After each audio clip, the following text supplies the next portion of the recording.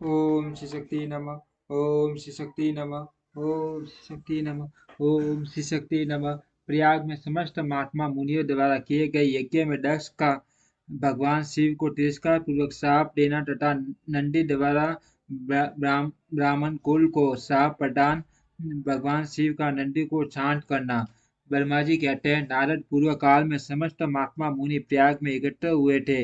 वहां सम्मिलित हुए उन सब महात्माओं का विधि विधान विधान से एक बहुत बड़ा यज्ञ हुआ। उन यज्ञ में शंकादि सिद्ध गण, देव ऋषि, प्रजापति, देवता तथा ब्राह्मण का साक्षात्कार करने वाले ज्ञानी भी पधारे थे। मैं भी मूर्तिमान माँ तेजस्वी निगमों और आगमों से युक्त हो सब परिवार वहां गया था। अनेक प्रकार के उत्सवों के साथ वहां उनका विशिष्ट विशिष्ट समाज जुटा था। नाना शास्त्रों के संबंध में ज्ञान चर्चा एवं वाद विवाद हो रहे थे। उन्हें उसी अवसर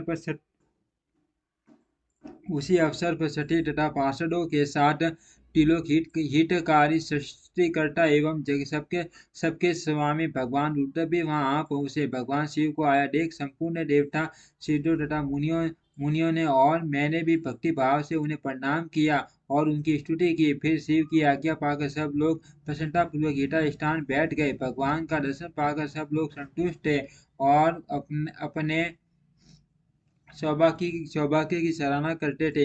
इसी बीच में प्रजापतियों के भी प्रति प्रभु दक्ष, जो बड़े तेजस्वी थे, अकस्मात घूमते हुए प्रसन्नता पूर्वक वहां आए। वे मुझे प्रणाम करके मेरी आज्ञा ले वहां बैठे। दक्ष उन तीनों समस्त ब्रह्मांड के अधिपति बनाए गए थे, अतः सबके द्वारा सम्मानीय थे, परंतु अपने इस गौरव पूर्ण पद को लेकर उनके मन में बड़ा अहंकार था, क्योंकि वे तत्व ज्ञान ज्ञान से शून्य थे। उस समय समस्त देव ऋषियों ने नमस्तक हो स्तुति और प्रणाम के द्वारा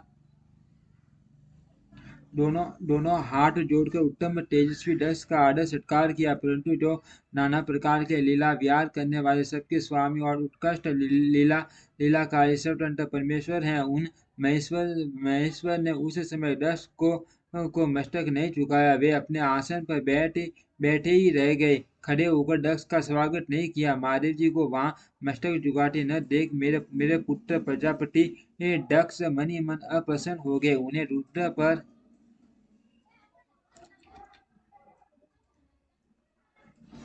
सहसा क्रोध हो आया। वे ज्ञान शून्य तथा मान अहंकारी होने के कारण महाप्रभु रुद्र को क्रूर दृष्टि से देखकर सबको सुनाते हुए उसे सबसे कहने लगे। दक्ष ने कहा, ये सब देवता, असुर, श्रेष्ठ ब्राह्मण तथा ऋषि मुझे विशेष रूप से मस्तक झुकाते हैं, परंतु वह जो प्रेतों और पिशाचों से घिरा हुआ मां मनस्वी बनकर बैठा है, वह दुष्ट मनुष्य के समान क्यों मुझे प्रणाम नहीं करता। शमशान में निवास करने वाला यह निर्लज जो मुझे इस समय प्रणाम नहीं करता, इसका क्या कारण है।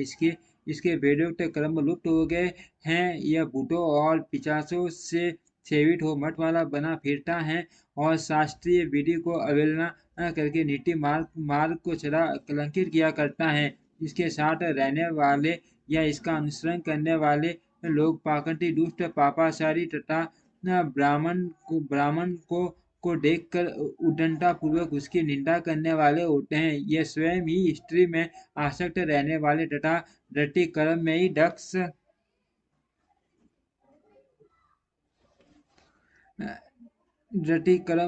दक्ष हैं। अर्थ मैं इसे साप देने को उद्यत हुआ हो। यह रुद्र चारों बंधों से पृथक और कुरूप हैं। इसे यज्ञ से बहिष्कृत कर दिया जाए। यह शमशान में निवास करने वाला तथा उत्तम कुल और जन्म से हीन है, इसीलिए देवताओं के साथ यह यज्ञ में भाग न पाए।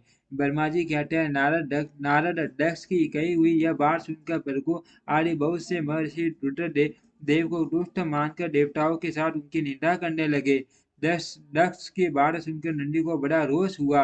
उनके नेत्र चंचल हो उठे और वे दक्ष को देने के विचार से तुरंत इस प्रकार बोले। नंदीश्वर ने कहा, अरे अरे हरे माँ मूढ़ दुष्ट बुद्धि सट दक्ष, तूने मेरे स्वामी महेश्वर को यज्ञ से बहिष्कृत क्यों कर दिया, जिनके स्मरण मात्र से यज्ञ सफल और तीर्थ पवित्र हो जाते हैं, उन्हीं महादेव जी को तूने साप कैसे दे दिया। दुर्बुद्धि दक्ष, तूने ब्रह्मा जी ब्राह्मण जाति की सफलता से प्रेरित हो इन रुद्रदेव को व्यर्थ ही शाप दे डाला है। महाप्रभु रुद्र सर्वथा निर्दोष हैं, तथापि तुमने व्यर्थ ही उनका उपहास किया है। ब्राह्मणाधम, जिन्होंने इस जगत की सृष्टि की जो इसका पालन करते हैं, और अंत में जिनके द्वारा इसका संहार होगा, उन्हीं इन महेश्वर रूप को तूने साप कैसे दे दिया। नंदी के इस प्रकार फटकारने पर प्रजापति दक्ष रोष से आग बबूला हो गए और उन्हें साप देते हुए बोले, अरे रुद्र गणों, तुम सब लोग वेद वेद से बहिष्कृत हो जाओ। और उन्हें साप देते हुए बोले, अरे रुद्र गणों, तुम सब लोग वेद से बहिष्कृत हो जाओ। वैदिक मार्ग से भ्रष्ट तथा मर ऋषियों द्वारा परित्यक्त हो पाखंड वाद में लग जाओ और शिष्टाचार से दूर रहो। सिर पर जटा और शरीर में भस्म एवं हड्डियों के आभूषण धारण करके मद्यपान में आसक्त रहो। जब दक्ष ने शिव के पार्षदों को इस प्रकार शाप दे दिया, तब उस शाप को सुनकर शिव के प्रिय भक्त नंदी अत्यंत रोष के वशीभूत हो गए। शिलाद पुत्र नंदी भगवान शिव के प्रिय पार्षद और तेजस्वी हैं। वे गर्भ से भरे हुए माँ दुष्ट दक्ष को तत्काल इस प्रकार उत्तर देने लगे। नंदीश्वर बोले, अरे सत दुर्बुद्धि दक्ष, तुझे शिव के तत्व का बिल्कुल ज्ञान नहीं है। अर्थ तूने शिव के पार्षदों को व्यर्थ ही शाप दिया है। अहंकारी दक्ष, जिनके शीठ में दुष्टता भरी है, उन भृगु आदि ने भी ब्राह्मण तत्व के अभिमान में आकर महाप्रभु महेश्वर का उपहास किया है। अर्थ यहाँ जो भगवान रुद्र से विमुक्त तुझ जैसे दुष्ट ब्राह्मण विद्यमान है, उनको मैं रुद्र तेज के प्रभाव से ही शाप दे रहा हूँ।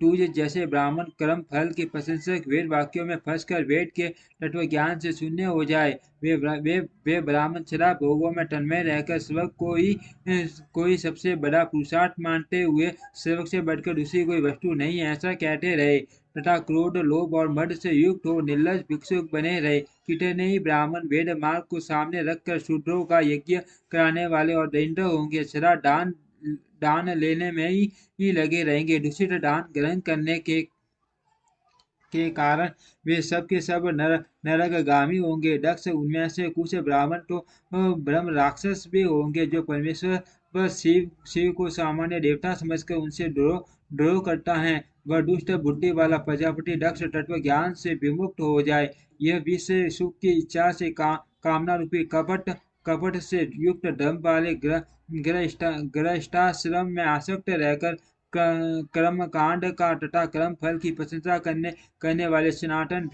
भेदभाव का ही विस्तार करता रहे। इसका आनंददायी मुख नष्ट हो जाए, यह आत्मज्ञान को भूलकर पशु के समान हो जाए, तथा यह दक्ष कर्म भ्रष्ट हो शीघ्र ही बकरे के मुख से युक्त हो जाए। इस प्रकार कुपित हुए नंदी ने जब ब्राह्मणों को और दक्ष ने महादेव जी को चाप दिया, तब वहां मान हाकार मच गया। नारद, मैं वेदों का प्रतिपादक होने के कारण शिव तत्व को जानता हूँ, इसीलिए दक्ष का वह साप सुनकर मैंने बारंबार उसकी तथा भृगु आदि ब्राह्मणों की भी निंदा की। सदाशिव महादेव जी भी नंदी जी वह बात सुनकर हंसते हुए से मधुर वाणी में बोले। वे नंदी को समझाने लगे। सदाशिव ने कहा, नंदी मेरी बात सुनो, तुम तो परम ज्ञानी हो, तुम्हें क्रोध नहीं करना चाहिए। तुमने भ्रम से ये समझकर कि मुझे शाप दिया गया, व्यर्थी ब्राह्मण कुल को शाप दे डाला। वास्तव में मुझे किसी का शाप छू ही नहीं सकता। अतः तुम्हें उत्तेजित नहीं होना चाहिए। वेद मंत्राक्षर में और सूक्त में है, उसके प्रत्येक सूक्त में समस्त देहधारियों के आत्मा परमात्मा प्रतिष्ठित हैं। अतः उन मंत्रों के ज्ञाता नित्य आत्मा बेटा हैं। इसीलिए तुम रोष वश उन्हें शाप न दो। किसी की बुद्धि कितनी ही दूषित क्यों न हो, वह कभी वेदों को शाप नहीं दे सकता। इस समय मुझे शाप नहीं मिला, इस बात को तुम्हें ठीक ठीक समझना चाहिए। महामते, तुम शंकादि सिद्धों को भी तत्व ज्ञान ज्ञान का उपदेश देने वाले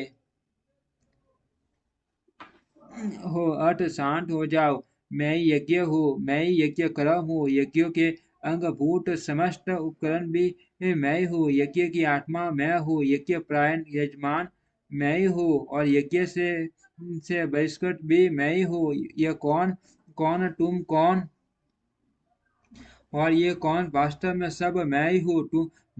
तुम अपनी बुद्धि से इस बात का विचार करो। तुमने ब्राह्मणों को व्यर्थ ही शाप दिया है। माँ मते, नंदीन, तुम तत्वज्ञान के द्वारा प्रपंच रचना का पाठ करके आत्मनिष्ठ ज्ञानी एवं क्रोध आदि आदि से शून्य हो जाओ। ब्रह्मा जी कहते हैं, नारद भगवान शंभु के इस प्रकार समझाने पर नंदिकेश्वर विवेक परायण हो क्रोध रहित एवं शांत हो गए। भगवान शिव भी अपने प्राण प्रिय पार्षद नंदी को शीघ्र ही तत्व का बोध कराकर प्रथम गणों के साथ वहां से प्रसन्नता पूर्वक अपने स्थान को चल दिए। इधर रोषावेश से युक्त दक्ष भी ब्राह्मणों से घिरे हुए अपने स्थान को लौट गए, परंतु उनका शिवद्रोह ही तट पर था। उस समय रुद्र को शाप दिए जाने की घटना का स्मरण करके दक्ष सदा मान रोष से भरे रहते थे। उनकी बुद्धि पर मूढ़ता छा गई थी। वे शिव के प्रति श्रद्धा को त्याग कर शिव पूजकों की निंदा करने लगे। तात नारद, इस प्रकार परमात्मा शंभु के साथ दुर्व्यवहार करके के दक्ष ने अपने जिस दुष्ट बुद्धि का परिचय दिया था, वह मैंने तुम्हें बता दी। अब तुम उनकी पराकाष्ठा को पहुंची हुई दुर्बुद्धि का वृतांत सुनो, मैं बता रहा हूँ। ओम श्री शक्ति नमः, ओम श्री शक्ति नमः, ओम श्री शक्ति नमः।